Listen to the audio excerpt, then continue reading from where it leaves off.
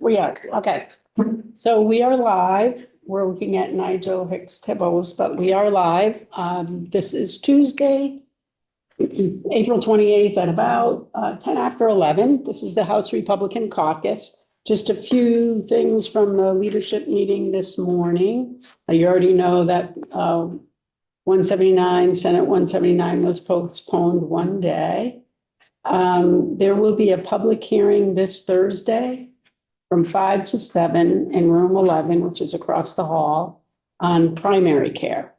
So if anyone is interested in that, that will be this Thursday from 5 to 7 in room 11. We did hear that Representative Donahue is out of the hospital in rehab, and she is texting and emailing, so, which is a good sign. Yep. End of session timing. I've heard several things. I've heard mid-June. I've heard May 31st, and then I've heard one extra week. So seems like the speaker is leaning towards the one extra week. That way, The Senate might be, the Senate might be end of May, mid-June. That's what we're hearing from them. So I don't know what to tell you. I know that there may be a couple of extra rooms available up at the college for those who lease and cannot extend their lease. But that's about all I have right now. Montpelier Inn, very welcoming, and they only charge $125 a night. Yeah.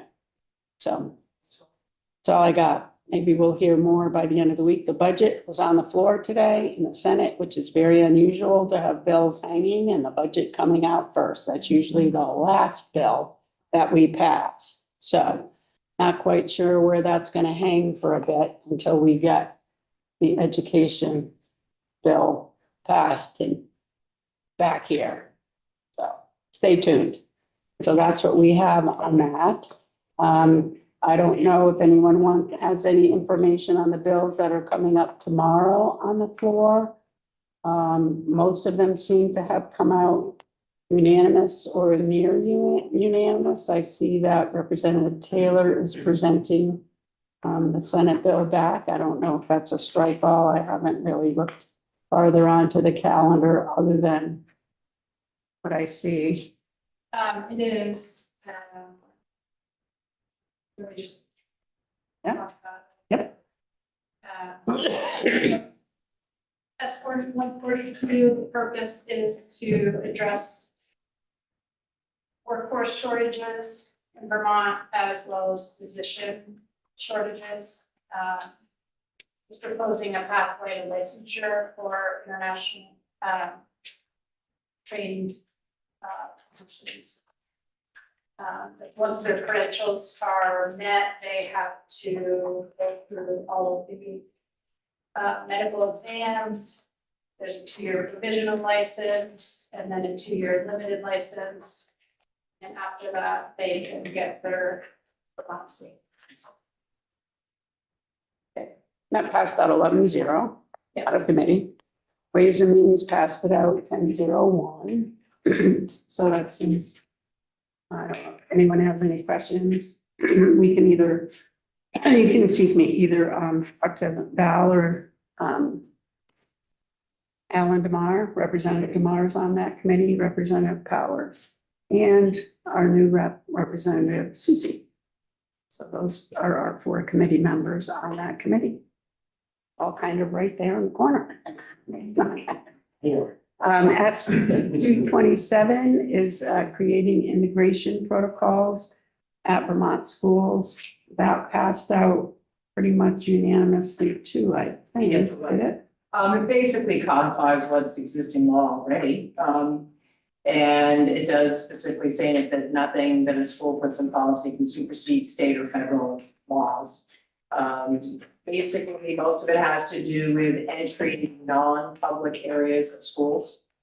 If any law enforcement official comes to a school, they have to have a signed judicial warrant to be allowed entry into the non-public areas, and that warrant has to specify it's for arrest or search in a particular area.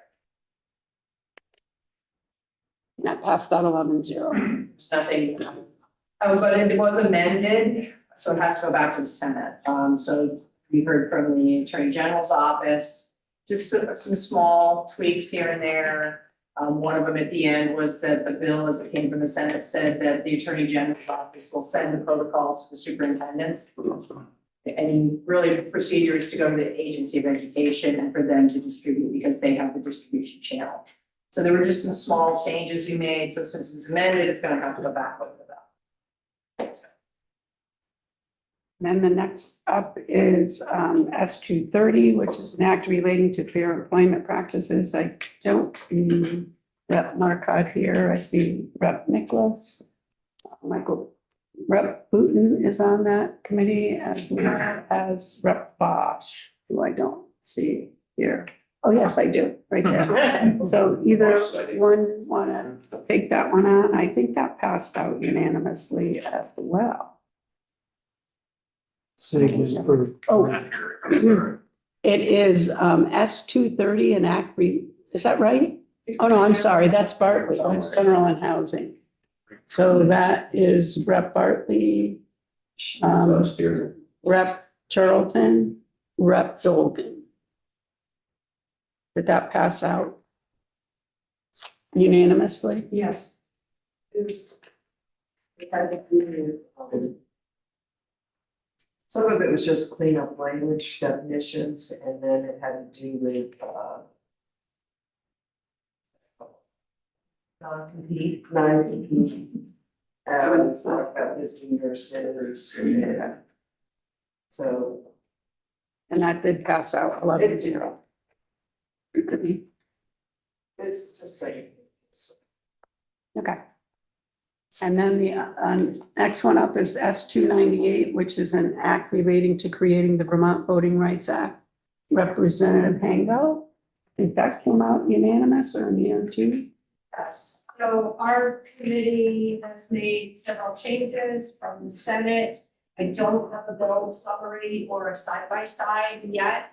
The first sections of the bill deal with, enshrining in Vermont law what is already in law at the federal level. And then there is a section on allowing campaign expenditures for personal security, meaning like a doorbell camera or some other security method that a candidate might feel the need. Then there's another section on the, those of you who were here in 2024 recall that Act 171 of 2024 allowed for the Ethics Commission to create a bigger, more expansive form for financial disclosure for state reps and senators that currently exists for executive level officers.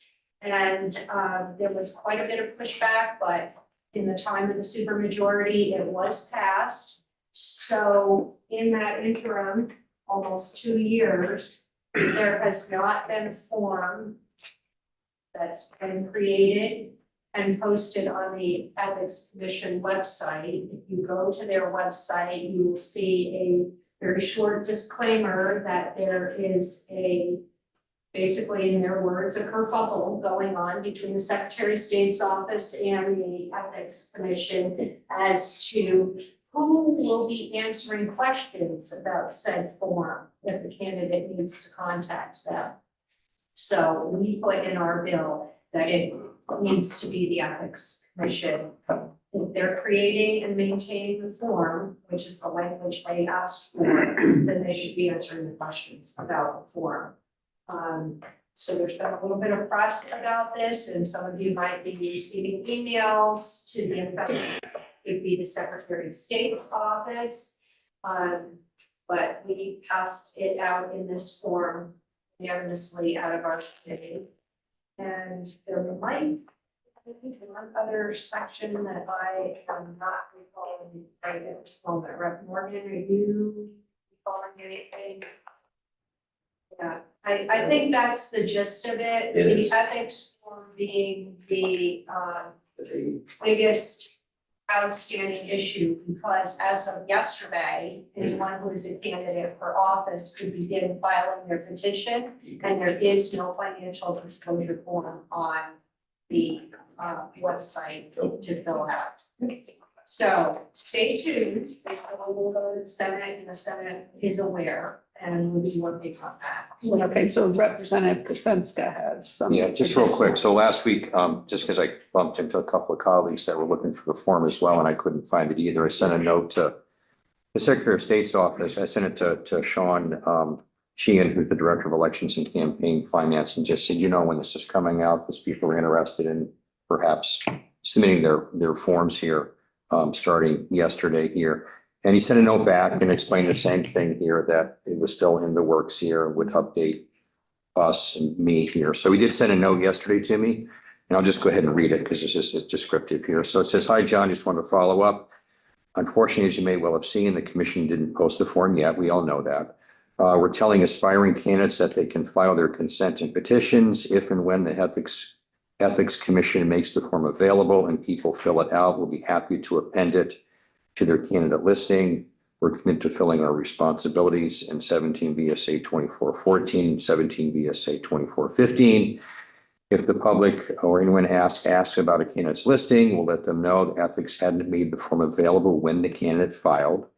When we report on missing forms to Ethics Commission per our duties in 17 VSA 2415, we will likewise note that the commission had not posted the form at the time the candidate filed, in appreciation on. So you are allowed to submit your forms as we have them here. And then when the one comes online, when it's posted here, then you fill that one out. Would you kindly send that explanation from I'll Mr. send it to Sheehan everybody. around to I will. us? And also, I want to make sure everybody knows that we included in our that penalties are suspended for not filing the form because there is no form at this moment to file. Rep. Pincinel might want to add something that she's on the committee as well. I just know that town clerks are refusing to accept your petitions because you're supposed to file your disclosure form. So the Secretary of State's office needs to send a memo out to the town clerks to please go ahead and accept them. Yeah, I can send a reply back to Sean. if That's We'll helpful. make sure that Since they won't accept your petitions without that's disclosure. happening. Thank you. Oh, and there's no this, okay, I got it, and there's been out. So I'll send a note to Sean just to that everything to the town clerks. Thanks for bringing that up. Rep. Lura. The effective date of this passes. On passage. I'm mistaken. Yep, it's on passage. Patty, can I ask? Yes, you I've have. heard testimony from prior Secretary of State condos who stated that when the Ethics Committee Board was established, they were requesting a budget of $500,000 for their staffing and whatever, and they've never gotten that. So right now they have no staffing. They have a part-time administrator and a part-time director who's now on a sabbatical to India for like maybe 6 months or something. Indonesia, sorry. And but meantime, there's a huge disconnect in discourse between those two departments. So and where $500,000 is gonna come for that in the future, who knows, but it might be something for legislature to think about, do we really need the ethics committee? Commission. Yep. Okay. So I don't know. So is that form available today? Does anybody know? Has anybody been online to see I if haven't it's looked. available? I looked yesterday. It was not. It was not available yesterday. Okay. Rep. Bailey. Is this another form other than the one we're Yes. already filling? Yes. It's a different. It's not on there when you download and print out your petitions and consent to your name on the ballot. It's usually comes with that packet. It's not. All together. Yeah, What was wrong with the form we used 2 years ago? I think we changed the law Yes, the Rectangle. law change Act 171 of 2024 changed so that additional information is required of candidates, and it's fairly detailed financial information that will be asked for. So, excuse me, we can talk more if you want specifics. I do have an example of a form that I could show you that is being circulated kind of behind the scenes, but certainly can show you what it is, or I can show you the act, which spells out everything that they will be asking for on said form. Just quickly, I'll add that previously just want to know the name of your employers. Now you have to name the list of the name of your trust. Now, are you a trustee or a beneficiary? So that's a question that was not there before. Oh, it's pretty simple. When you're a dairy farmer, I don't trust the United States government.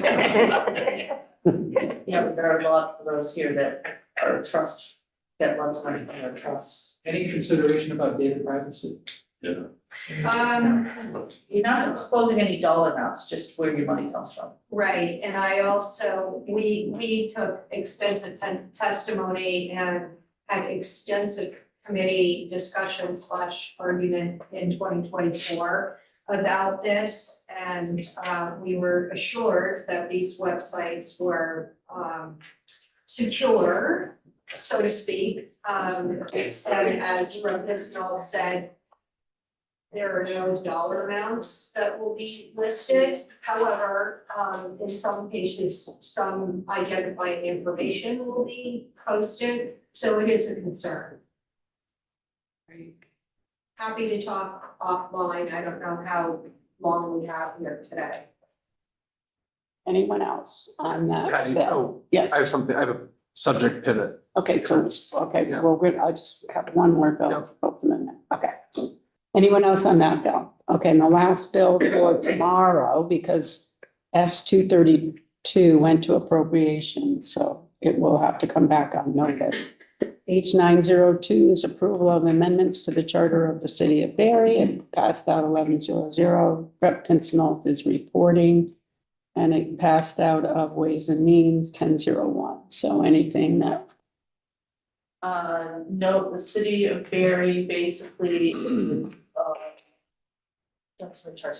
Theirs is allowing, another authorized signature to sell or buy property in the city. That's, right now it's just the mayor, and they're adding. like a trustee or somebody. Yeah, and then the Council. other, right, and the other one was the main part of the election, I mean, the change was. Yeah, why am I drawing a blank? I wrote the letter up already.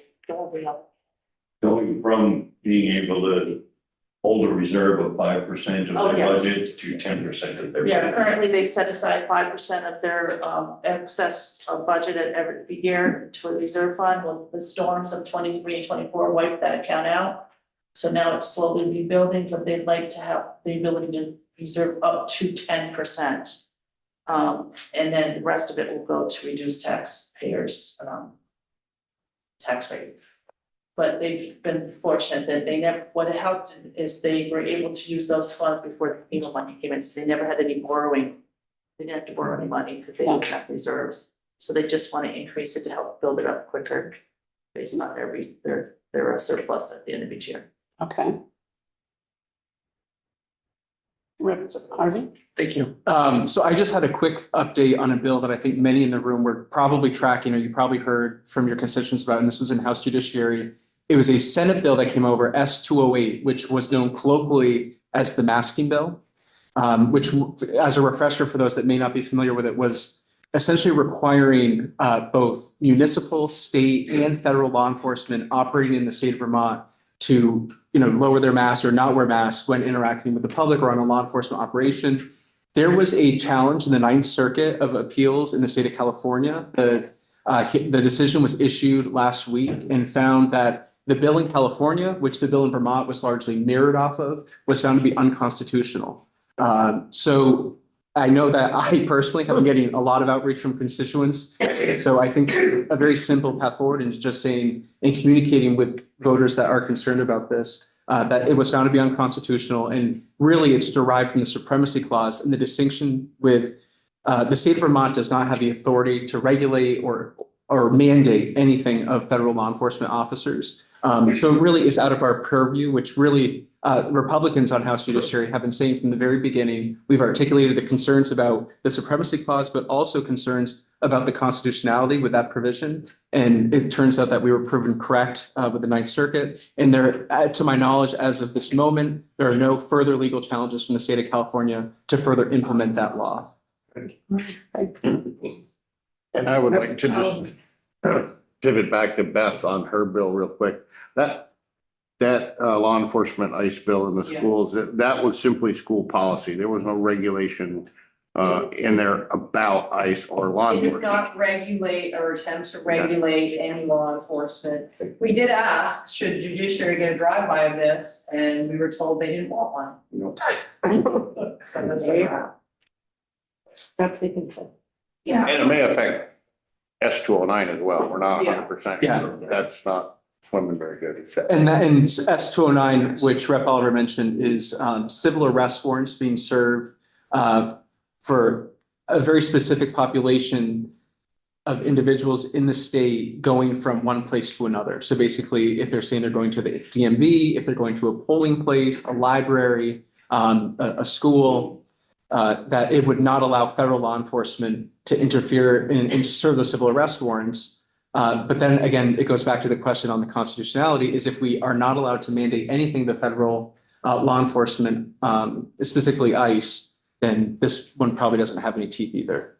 And another big problem with that one is tried to do that by using Vermont law enforcement as the vehicle to regulate federal law enforcement. People saying we can't serve civil arrest warrants on people, or we can't serve civil arrests without a warrant. The only problem is we never do it in Vermont without a warrant anyway. So it's not applicable to Vermont law enforcement. So it's kind of a bad vehicle. Rep. I Dickinson. just want to check with Beth. That bill is only about immigration, federal people, it's not about No, you can't be just about federal because you can't single out just federal. It's any law, and if law enforcement shows up at school because you call them because there's an emergency, that's one thing.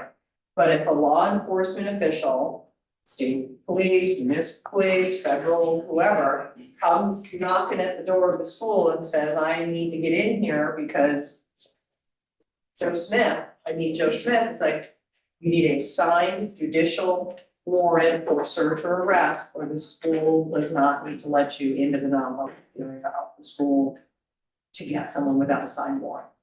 Okay, well, I know that there have been police called into school to help. If you're, Things that the teachers cannot take if you're care of. invited in, this has nothing to do with the school inviting you in, they're welcome to invite you in anytime. But if someone shows up and says, you need to let me in to get Bill Smith or whoever, it's like, where's your warrant? If you don't have a signed judicial warrant, they do not need to let you in a non-public area, which in today's world is basically the school, because every school is locked and you have to ring a buzzer to get in. The questions that came up is, well, what about a football field? What about the parking lot? What about, so there's a lot of questions still probably out there that people will bring up. And the policy has not been developed. Policy will be developed in consultation with Principals Association, Independent Schools Association, Attorney General's Office, Agency of Education, and actually there already is a policy. The Agency of Education has already issued a policy. So I doubt that will change much in what's happening. And it does talk about connecting students with resources to the greatest extent possible if they're having an issue in their family related to this, mental health services or immigration law or whatever is deemed appropriate in the situation. So the police who would show up at the school for a family issue that had nothing to do with the school can get into the school to get the child or to work with. If they're invited, if they're not, if the school does not invite them, they have to have a signed warrant, judicial signed warrant. But they don't need to be Car allowed. accident or something. Yeah, if the school can invite you anytime they want, but they can deny your access if you do not have a sign. Which is basically, we're saying it's basically codifying the existing laws and policies that are in place anyway. I think the difference is what in your example, when they're coming to give information, the other ones they're trying to come in and take. And it does say, this is specific to immigration. Correct. Yeah. But it applies even if it's. Okay. not immigration. Rep. Yeah, So boarding school is authorized not access Oh, to yeah. anybody, any school. any person. Who is No, there the has to be school? a designee. In this case, it's the superintendent or for independent schools, the head of schools, to determine what is considered non-public areas in that school. And in most cases, it says or designee, because superintendent usually is the one on site. Usually it's the principal or assistant principal. But the policy has to be developed first. This is about developing a policy and protocol for these situations, which the AOE already did about a year ago. So I think it'll just be some refinement of that.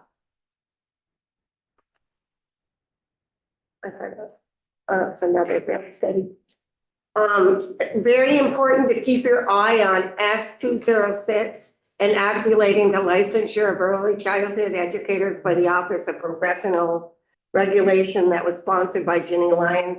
Big red flags.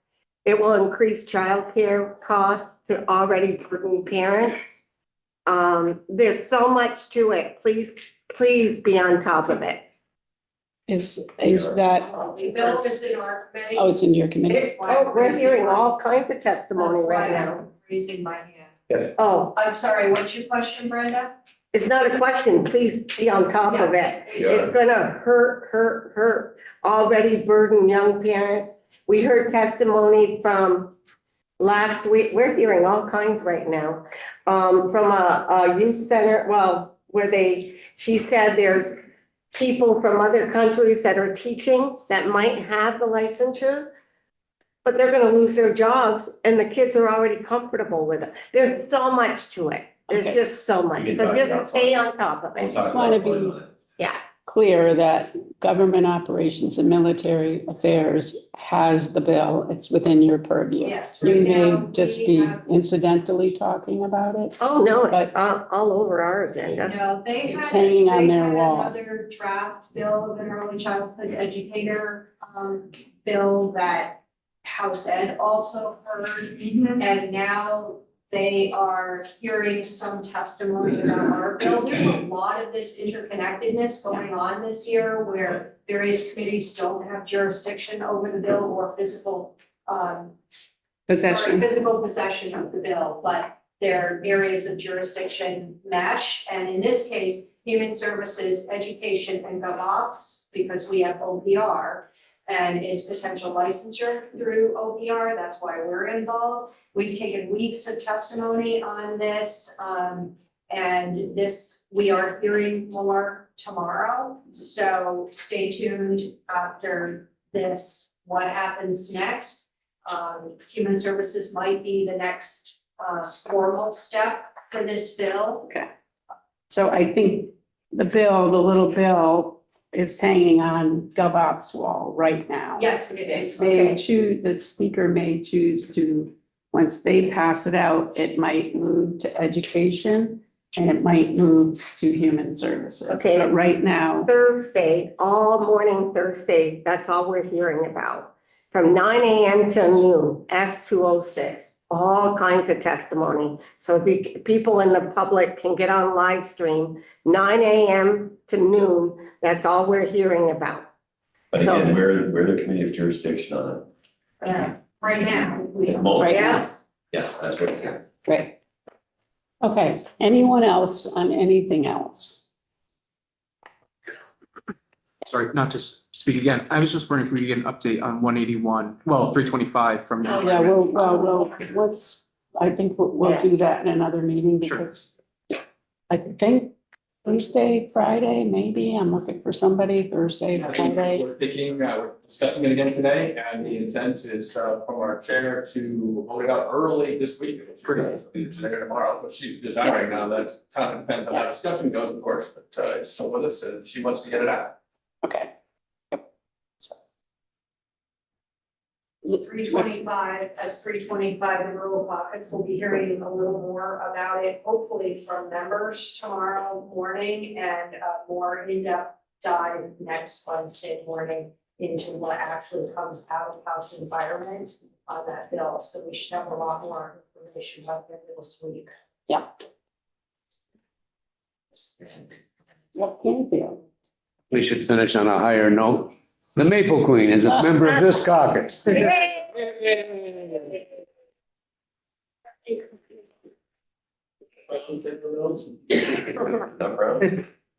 It's a blue ribbon bill.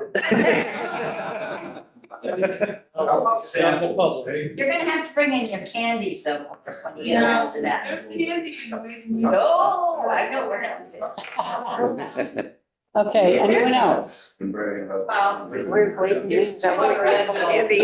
Not tomorrow, but that's not days. Okay, well, they have to come on notice, so, One of them is, they got a sense on the library bill. Yeah. It's an appropriation. And then we're probably gonna go down to pre-K, any K choice, looks like we have a markup possible. okay?